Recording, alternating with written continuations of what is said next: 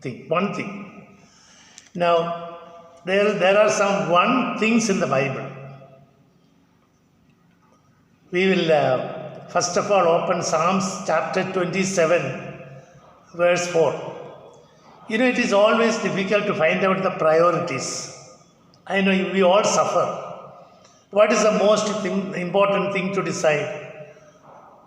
What are the things I need to do? Where shall I go? What should I think about my future? All these various questions everyone faces. Bible is talking about some priorities. So today we will talk about some priority. And the topic is one thing. Psalms 27, I am going straight to what King David said. Psalms 27 verse 4. David is saying, one thing I ask of the Lord, this is what I seek, that I may dwell in the house of the Lord all the days of my life. Who is saying? King David. Where is he coming from? He is coming from Bethlehem, and he was a shepherd boy. Then he got into the army, not because he wanted to, but in a sense he was forced to. And now he has become the king, and he is saying, my priority is not sitting on the throne, showing to people that I am the king and I am on the throne, you better obey me. I will tell you what to do. You don't ask me any question. You do what I am asking you to do. That is not the way King David is saying. King David is saying one thing. I ask of the Lord. He can ask many things. Of course, when his son Solomon came, his priority was different. That's okay. But now the father David is speaking. He says, because David has written so many worship songs, and how many times he prayed, and he said, I am praying continually. All those words you know. Now he is saying, when I come to ask God something, I ask one thing, not many things. We will find out what is that one thing. Maybe when we are listening to message like this, I want to think about what is my one thing. David is saying, my one thing is, I want to dwell in the house of the Lord all the days of my life. Tremendous, brother. When we come to the church, maybe we are waiting to get out of the church after 1 hour or after 2 hours, I don't know. People keep looking at the watch. They say, oh, the time is coming and I'm going up and I want to go. I have this thing to do. I want to meet that person. Like that, I'm in a hurry. I am busy. I don't want to sit in the church for a long time. That's the way usually people are. David is saying, I want to be in the presence of the Lord. No, I'm not saying that every church you will experience God's presence. I don't know. But David wants the presence of God. I want to be in the presence of God. You know why? Because to gaze upon the beauty of the Lord. I just want to keep looking at the beauty of the Lord. Brother, let me tell you this. I don't know how many of you really experience the presence of God. Even now, you can be in a place, you stand there or you sit there and you look at heaven and you look around and you say, Jesus, you are here. I am looking at your beauty and you are here with me. I am talking to the living God. You can experience just as David experienced.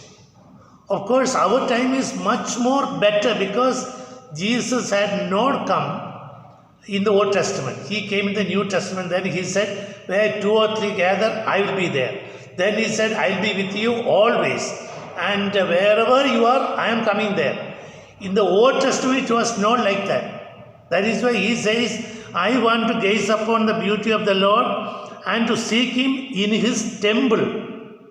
Old Testament, temple or tabernacle. New Testament, temple is this one, our own body. So right here, wherever you are, you just keep looking into Jesus and you say, this is what I want. I want to experience your presence very real. I want to gaze upon the Lord, to seek Him in His temple. In the day of trouble, He will keep me safe in His dwelling. Nothing wrong will happen, brother, for you. As long as you are experiencing the presence of God. Jesus said, I will be with you always, even till the end of the world. He said that. So we have to keep going. And the second point I want to say, so one thing is, first one is, one thing I seek of the Lord. This is what I seek, that I may dwell in the house of the Lord all the days of my life. Think about that. Then we go to the second point. What is the second point in the book, in the Bible? Mark chapter 10. Mark chapter 10 verse 21. You know this story very well, but I want to tell you little details about that today. Mark 10, there is a rich young ruler, verse 17 onwards. But the point that I want to say is found in verse 21, in the same story. Verse 21 says, Jesus looked at him and loved him. One thing you lack, he said. Go sell everything you have and give to the poor. One thing you lack. What is our topic today? One thing. If you ask David, what will he say? I want to be in the presence of God all the time. I want to keep looking unto his face. This is what David is saying. This man, Jesus is telling to that person. Who is he? He is a rich young ruler, young man, rich man. He is coming and on the road, he is kneeling down. Do you kneel down on the road? I don't think so. You will stand there and you talk, but not kneeling on the road. This man is so humble, he kneels down. Then he is saying, good teacher, what must I do to inherit eternal life? So even though he has got earthly life, even though he has got lots of money and wealth and land, he is missing eternal life. So even though he is walking around with all these thoughts, one thing is disturbing him. What is that? I don't have eternal life. Where will I get? Brother, there is some dissatisfaction in the mind of all the people, especially those who never accepted Christ. They always feel that something is missing. They always feel that I need something else. I don't know why. It is not money. It is not gold. I have silver, I have land, everything. But still something is missing. Did you know that? Even today, everyone has that feeling. Only those who truly accepted Christ as a Savior and Lord and Master, those who receive eternal life, those who have faith in the living God, those who are waiting to go to heaven, they are the only ones really satisfied. This man has got everything, but he has no satisfaction. That is why he came and knelt down before the Lord and said, Jesus, I really want eternal life. And then, of course, Jesus said, no one is good except God. You know the commandments. Do not murder, do not commit adultery, do not steal, do not give false testimony, do not defraud, honor your father and mother. Then, teacher, all these I have kept since I was a boy. I have been keeping all the rules and regulations. I am obeying all the laws of Moses. My parents taught me all these things. And you go and ask them. They will tell you what a wonderful person I am. I am obeying all these things. But I don't have any peace of mind. I don't have any eternal life. I am obeying the laws. But obeying the laws, you are not going to get eternal life. That is why old covenant is not sufficient. It is not complete. The new covenant, Jesus has come with a new covenant. Okay? That is our covenant, our relationship with God through Jesus Christ. Old Testament, that is not there. By obeying the law, you are not going to get eternal life. This man said, I am obeying all the law. Bible says, Jesus looked at him and loved him. So, think about all the wonderful things about Jesus loved this man. He is a man who obeys all the rules and regulations. He is a very humble man. He is a very rich man. He wants eternal life. So many good things about him. But Jesus said one thing. What is our topic today? One thing. One thing you lack. Oh, Jesus, what is that one thing I lack? I am ready to obey. No, I am not going to obey you. I am going away because you told me to sell my land and give to the poor. That I am not ready. Whatever Jesus is saying, I am not willing to do. It is your problem, my problem also. Whatever Jesus is saying, I am not ready to do. That is our problem. And therefore, what happened? This man is going away, Bible says, sad. When I am thinking about him, brother, I am also thinking about Cain. You know, in the Old Testament, we have a person called Cain and Abel. And you remember Cain came to worship the Lord. And then Cain is going away from the Lord. And Bible says he was going away sad, very angry, sad and angry. Did he go to the presence of God? Yes. Did he do any sacrifice? Yes, I gave some vegetables. Did he have any desire to worship? Yes, that's why he went. All these things are there. But when I am coming out of the presence of God, I am very sad. Cain, I am talking about Cain. So when I am thinking about this rich young ruler, I am thinking about Cain. I am also thinking about Lot. You remember Lot and his wife and children? Sodom and Gomorrah. He is also going out of his house, very sad. No joy. Because he has to leave everything. What to do? You think about another person who is coming out of Jesus after talking to Jesus.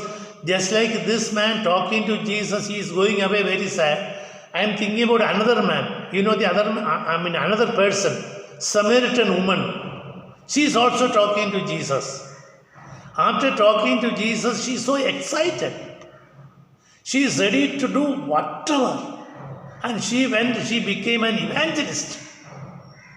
She left the water pot and she went into the town and began to tell, this is what I have seen, and whatever I have done, there is a person who told me he is a Messiah. So she went and introduced Jesus to the people. What about this man, this young man? He went away very sad. If anybody will ask him, where were you, whom were you talking to? He will say, yes, I was talking to Jesus. Are you happy? No, I am not happy. He told me something that I don't want to do. So I come out as a sad man. There are some people, brother, they can be in the presence of God, they can improve, they can read, they can study, they can progress, they can develop, they can become more fruitful. But unfortunately, something wrong happens. Goes away. Extremely sad. Like this man. Wonderful things are there, but no use. Okay, so Jesus speaks to the rich man and he said, one thing you lack. Okay, now we go to the, of course, before I say one more thing.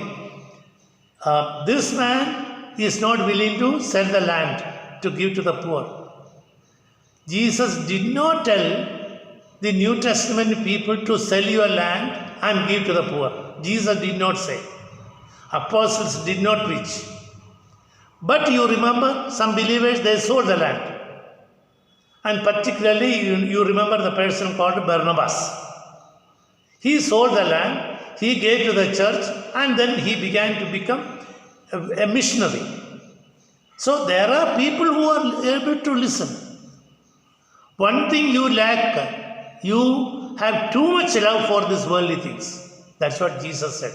So today, first point is, one thing I desire of the Lord, that I will seek after. That is David. Now second point is Mark 10:21. One thing you lack, you go sell your property and all these things. So that's one. Third one, we go to Luke chapter 10, verse 42. Luke 10:42. Now again, this story already you know. Now my concentration will be on one thing. What is this story? Martha and Mary. Martha and Mary. And Jesus is there teaching God's word. Jesus is there having wonderful spiritual atmosphere. And there is one person who is coming and sitting at the feet of Jesus and listening to all what he is saying. There is another person who is going around and making complaints and murmuring, finding fault, even though she is trying to do something good. But for Jesus, that is not priority. Many things we do are not in the priority list of Jesus. Please understand very clearly from Martha and Mary, and you know the story very well, and people have been preaching about this person for long years. And every time something new will come. What is the new thing? Martha, Martha, you are worried. One thing is needful. What is that one thing? Sit. Sit at the presence of God. King David will tell, one thing, I want to be in the presence of God. And when Jesus came to the earth after 700-800 years after David, when Jesus came to the earth and he went to this family and told, one thing is needful. Maybe Martha and Mary, maybe they started thinking about what David said when he was praying. One thing I desire of the Lord, that I will seek after.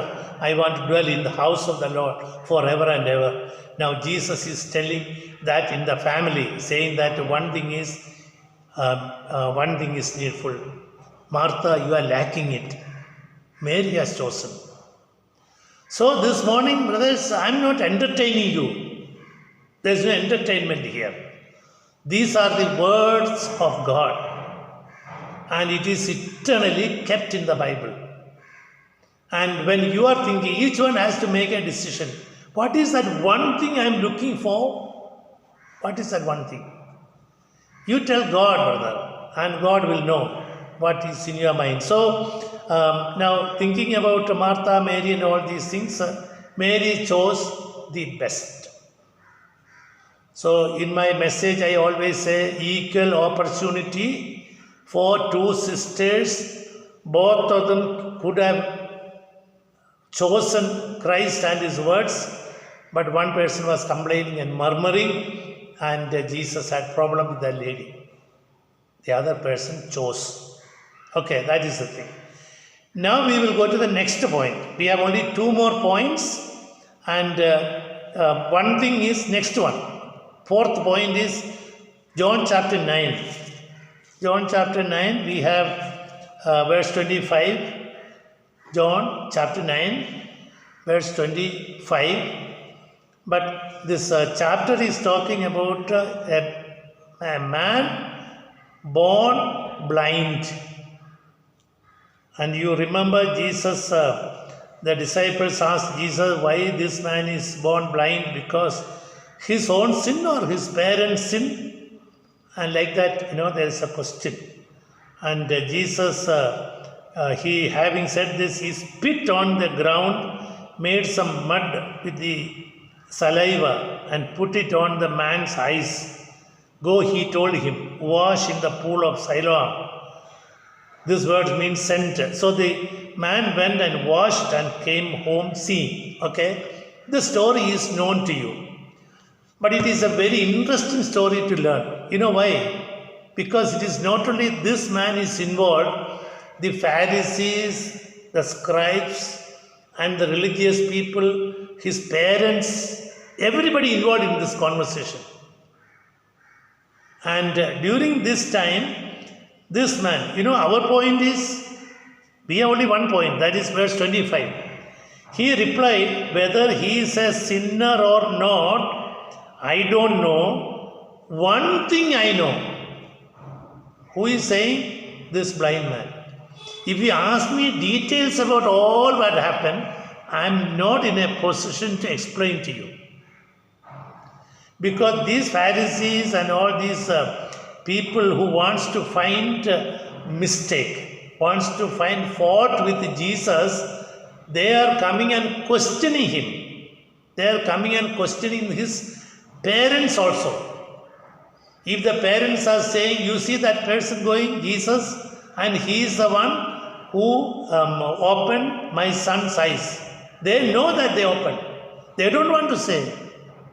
You know what they said? We don't know.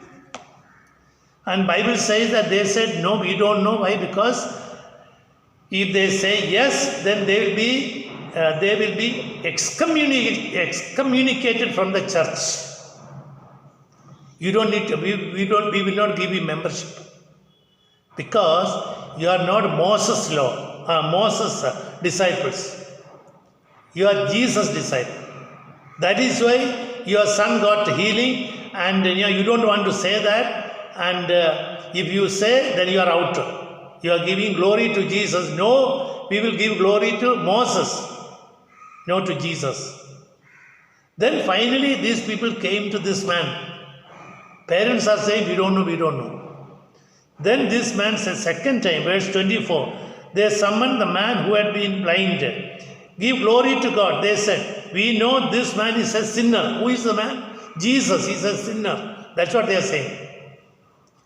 Then the blind man saying, whether he is a sinner or not, I don't know. One thing I know, I was blind, but now I can see.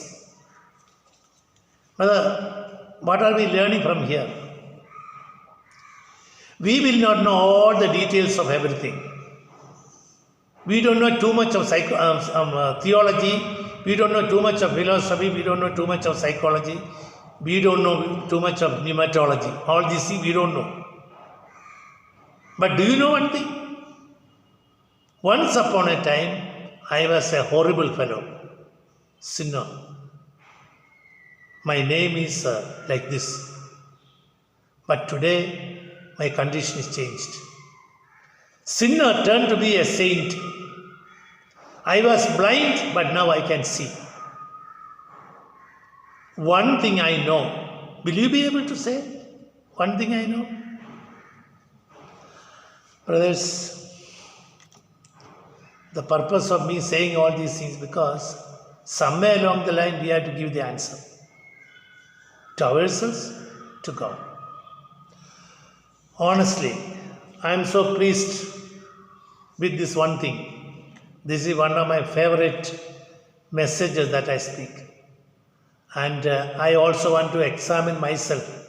What is that one thing? Do I desire like David? And I don't want Jesus to say, one thing you lack. And one thing is needful. Mary has chosen, not Martha. One thing I know, I was blind, but now I can see. Will you be able to say that, brother? Are you changed? A complete transformation? Has it taken place? Once we are not able to see what is spirituality, what is truthful, what is honesty, what is sincerity, and what is justice, I didn't know, but now I know. Will you be able to say, I know now? We go to the next one, brother, the last one. Philippians. Now we go to Paul, Apostle Paul. What Apostle Paul is saying, we'll find out. And of course, finally, he is our human example. Next to Jesus, the most wonderful example we have is Apostle Paul. You know that. Okay? Jesus is perfect. And Apostle Paul is an example to us also. Look at Philippians chapter 3, verse 13. This word is coming out of Apostle Paul. You know what he said? Brothers, I do not consider myself yet to have taken hold of it, but one thing I do, underline. Wherever I said one thing, you underline. And put all those one thing together somewhere in the Bible or in your notebook. Then you keep thinking. When you get an opportunity, you preach. And what is he saying? Paul is saying, one thing I do. So many things there are. But the most important thing as far as I am concerned is that one thing is, forget the past. Press towards the goal to win the prize for which God has called me heavenward in Christ Jesus. Brother, this needs a lot of explanation. There is no time. I just want you to think about what Apostle Paul is saying about one thing. You may not remember every time all these things. But sometime this word will come into your mind. The Holy Spirit will help you. You know, if Paul is looking back, he will find so many dirty things in his life. Paul, he knows that. He was a murderer, persecutor, trouble-making person. He was putting people into the jail, prison, and speaking against Jesus, everything. He doesn't want to think about all these things anymore. Even though these things will keep coming in his mind. He said, I don't want to think about all those. Now, those of you who are listening to me, maybe we all, and you look back, maybe you know, there are so many things that are going through in my mind. I don't want to think about it. I am feeling ashamed. I never want to talk about those things again. Paul is saying the same thing. One thing I decided to do. What is that? Forget the past. Brother, there is a lot of good things can happen in your life if you forget the past and keep looking in the future. You can't look both past and future. You cannot look at the same time, and you cannot enjoy it. Past is very bad, no? Paul is saying, I press toward the goal. Press toward the goal. The man who is on the running race and maybe he kept his bag, maybe his pant, maybe so many other things, whatever he brought to the field, he left behind when he was running. He is not thinking about whether somebody will take my things when he is running. He is only looking at the finishing point. You know that. His focus is only that. And Paul always says the same thing. Through this verse he is saying, I want to forget the past. Because even God has completely forgiven me. He washed all these things away by His precious blood. I am completely free. I don't have any heavy weight on me right now. I can easily run. I can go on and on. Forgetting the past, I will achieve the goal. So this morning, brothers, encourage yourself. This is not a condemnation message. Very much I am encouraged. Because whatever has happened in the past is forgotten by Jesus. Why should you remember? If Jesus forgotten all your sins, why you want to keep thinking about them? Forget about all the past. Keep going. Yes, I am going to achieve. I am going to hold on to Jesus. I am going to reach my destination successfully. I will run and I will not look back. I will not go this way, that way. I will go straight and reach the goal. That is our ultimate plan. Ask Paul, he will tell you. So, message is over. I hope you understood something. One thing I desire, King David. One thing you lack, Jesus saying to the rich man. One thing is needful, Jesus is saying to Martha, and Mary has chosen. One thing I know, I was blind, but now I can see. The last one thing I do, I keep going. This morning, I pray truly. Brothers, think about this. I don't want many messages we are hearing, I know. I'm hoping that at least some things you will remember. Everything may not come into your mind, I know. But if you keep looking back and open the scriptures, open the Bible verses that I already gave you, I am sure you will be encouraged. And these verses will make us to keep going. And I want to discharge my responsibility by sharing what I know. And I pray that you will take it in the right sense and move forward and accomplish and reach the goal. Shall we pray?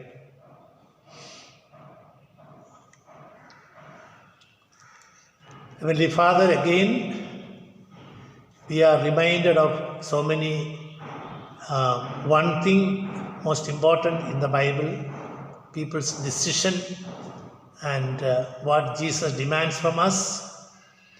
And Lord, we thank you.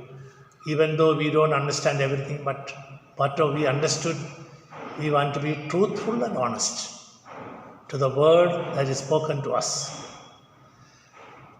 Thank you for everyone who is listening, and the glory and honor, everything has to come to you and you alone. Please take. Thank you for this time. Thank you for answering our prayers. Jesus' precious name, we pray. Amen. Amen. Hallelujah. Praise the Lord. So happy to... Fantastic. God bless you.